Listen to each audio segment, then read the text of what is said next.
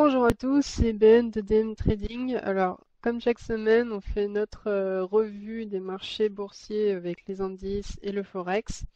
Cette semaine, comme prévu, on a eu de beaux mouvements, donc je vais vous les présenter. On va commencer par les indices.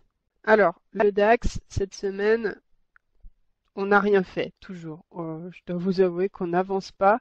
Je vous avais dit déjà, il y a de ça 2 semaines, que tant qu'on ne cassait pas les niveaux des 9800, les 9800 par le bas avec une clôture pour qu'on ne cassait pas les 10100, je ne faisais rien sur le DAX.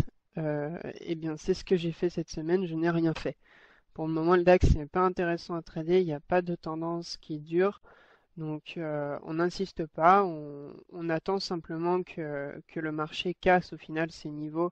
Donc peut-être si on prend une zone extrême, si on prend l'extrême de niveau de prix qu'on a atteint, c'est les 9750 à peu près, et sur le haut on garde la zone des 10100, qui est vraiment une résistance, c'est un niveau clé pour aller chercher les 10500.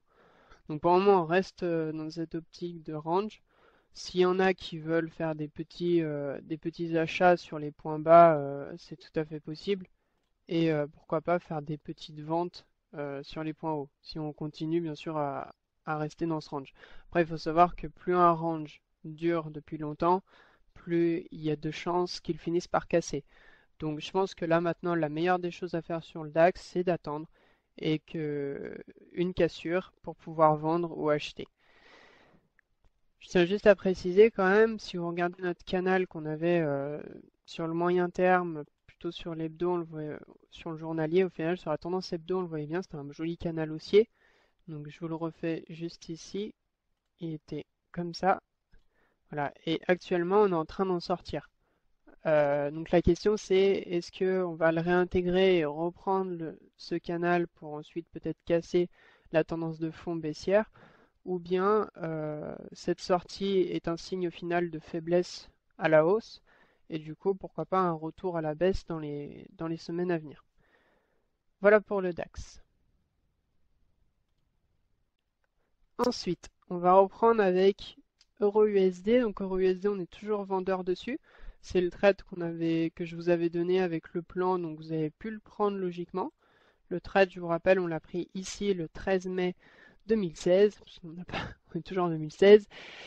Euh, pour le moment, la position se porte très bien. Il y a eu des petites sorties, une légère petite sortie sur ces niveaux-là parce qu'on atteignait un chiffre rond qu'on n'avait pas cassé. C'était le milieu du range. Donc je vous rappelle les bornes. Les bornes, c'est les zones des 1,12. La borne haute, c'est à peu près les 1,14. Et au final, on avait la borne du milieu qui correspond au 1,13, hein. Donc on avait atteint cette borne du milieu, la borne du milieu qui, au final, nous inquiétait un petit peu. Donc, on a sorti un petit peu pour prendre des gains, on a laissé remonter le prix tranquillement, et une fois que c'est reparti, on a pu redescendre notre stop suiveur et on est toujours en position actuellement. Donc là, ce qui est intéressant, ce qu'il faut noter, c'est que actuellement, on a cassé notre plus bas qui était sur on l'a cassé. On l'a cassé pendant une journée, notre plus bas qui correspondait à peu près au 1,12,20. On l'a cassé pendant une journée. Là, on a fait une petite correction. On la voit mieux quand même sur le 4 heures. Donc, légère petite correction vendredi. Je pense que c'est normal. On a eu une semaine assez forte avec des news sur les 1 dollar qui a beaucoup pris avec la FOMC. Et je pense tout simplement que c'était une petite correction, une petite déprise de bénéfices sûrement, et une attente pour la semaine prochaine avec une reprise du mouvement. Alors bien sûr à surveiller, hein, ça serait le cas inverse, donc on réintègre et je pense un niveau intéressant c'est la 1,1250. Si on casse ce niveau-là, va falloir s'inquiéter quand même sur la continuation de la baisse, en tout cas pour la semaine prochaine. Voilà. En tout cas pour le moment on est bien parti, on a une bonne volatilité. Euh, je suis assez confiant sur la baisse d'euro USD, on va rester vendeur pour le moment. Ensuite, notre paire qu'on suivait, c'était bien sûr Euro-GBP. Alors, Euro-GBP, comme je vous dis, la semaine dernière, on était en attente. Et ben, l'attente a fini par payer, hein. Donc, on attendait qu'on casse ces niveaux de 0,7850. on a eu notre cassure au petit matin ici. Donc le 17 mai, on est rentré à peu près dans ces niveaux-là entre ces deux bougies. On était assez satisfait, on a laissé le mouvement courir. Donc certains sont rentrés ici sur un setup classique de cassure de niveau. D'autres ont préféré rentrer en 2 fois et attendre un pullback. Donc c'était le trade de Ronald que je vous ai publié sur Facebook. Il est rentré sur le pullback tout en haut, donc super trade de toi Ronald, je suis assez content pour toi.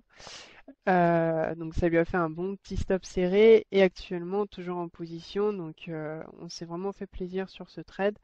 Là actuellement on corrige notre niveau critique pour nous, c'est-à-dire qui invaliderait au final, qui nous ferait repasser dans un scénario de correction, c'est les 0,7750 qui sont au final juste à peu près ici, 0,7740, 0,7750. J'aime bien les chiffres ronds, les zones de chiffres assez les résistances un peu psychologiques, on va dire, où les prix peuvent s'arrêter assez proprement. Donc on a les 0,78, 0,7750, 0,77.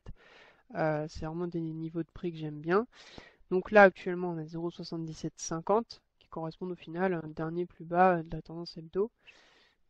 Et l'idée c'est de surveiller justement une réintégration du prix dans ces niveaux-là. Donc actuellement c'est un peu mal parti. On a allégé les positions. On a fait un assez joli gain. Et actuellement, ce qu'on surveille justement, c'est la réintégration du prix dans ces niveaux-là, parce que bien sûr, une réintégration pourrait nous emmener chercher les 0,7850 à nouveau, et là, ça serait un petit peu embêtant.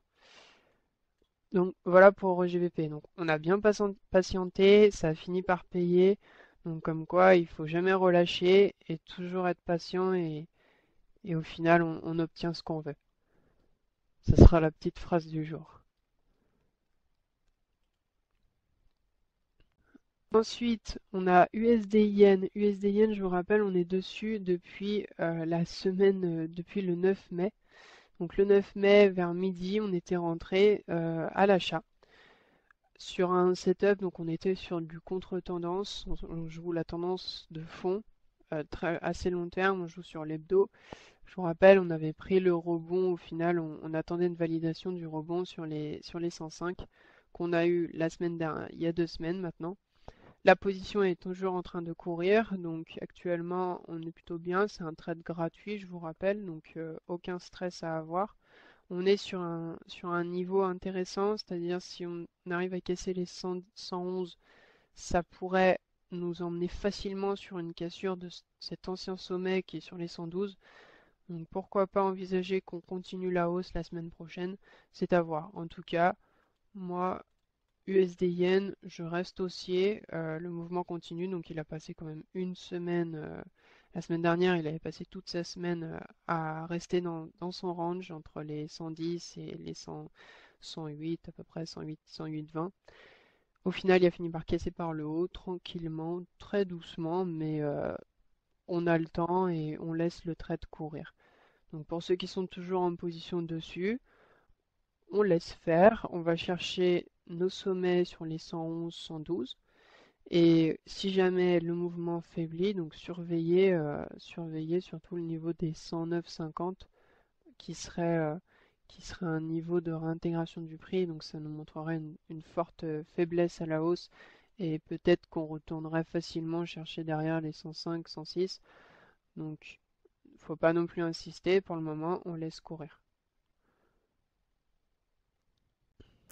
Enfin, je voulais terminer avec GBP-USD. GBP-USD qui est notre paire qu'on suit depuis assez longtemps pour des trades moyen terme, voire pourquoi pas du long terme. Donc je vous rappelle, on a notre épaule, tête-épaule ici en hebdo, sur la tendance hebdo qu'on voit très bien en journalier. On a notre épaule, la tête et l'épaule.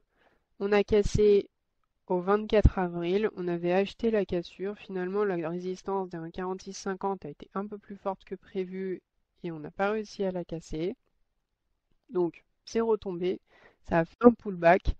On a acheté notre petite étoile du matin ici, donc à la clôture le 16 mai. On a fait un achat en setup anticipé avec un stop assez serré. Notre stop était juste en dessous au final. l'idée c'était justement d'acheter ce pullback, donc on avait un risque assez faible, on anticipait un mouvement. Et au final, ça a payé. Si vous regardez sur le 4 heures, on voit bien le point d'entrée. Une petite sortie partielle sur ces niveaux-là, on laisse courir et le lendemain, ça a explosé. Donc c'était sur le 18 mai. C'était jeudi ou mercredi, excusez-moi. C'était mercredi, ça a explosé à la hausse, c'était très bien.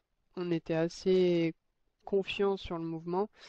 Par contre, ce qui nous a embêté, c'est le fait que le lendemain, on est bloqué sur ces 1,4650 et on souhaite directement retomber derrière. Donc on est sorti du trade à nouveau, une petite sortie partielle, et on a remonté nos stops juste sous ces niveaux et on s'est fait stopper sur un stop suiveur. On s'est fait sortir. Euh, donc au final, un joli ratio sur ce trade. Mais bon, toujours déçu de ces tendances qui n'arrivent pas à partir. Et, euh, et on espère que ça va finir par prendre un jour. Voilà, donc si on veut faire un point sur des positions qu'on surveille, donc il y a toujours euro-yen sur le long terme hein, qu'on surveille, mais au final il se passe rien, donc on ne fait rien. Si on rappelle, on surveille la cassure des 122 avec ou 121,50, 121,50 plutôt le point bas. On attend la cassure des 121,50 pour pouvoir passer vendeur sur le long terme. Pour le moment, il ne se passe rien, le mouvement est très mou, il n'est pas tendanciel, donc on n'insiste pas sur cette paire. On va juste conclure avec notre GVP CAD aussi qu'on suit depuis un moment. Je vous rappelle qu'on avait comme niveau clé la cassure des 1,8750. Cette cassure s'est faite, donc il y avait un achat possible en 4 heures. J'espère que certains l'ont pris. Donc si vous regardez sur le 4 heures, on avait un achat possible ici. 1,8770, la cassure était là, le mouvement a explosé derrière, probablement avec par rapport aux réunions qu'il doit y avoir sur le Brexit, ça crée des mouvements assez explosifs, donc comme vous pouvez le voir ici, on a atteint notre objectif des 1,92.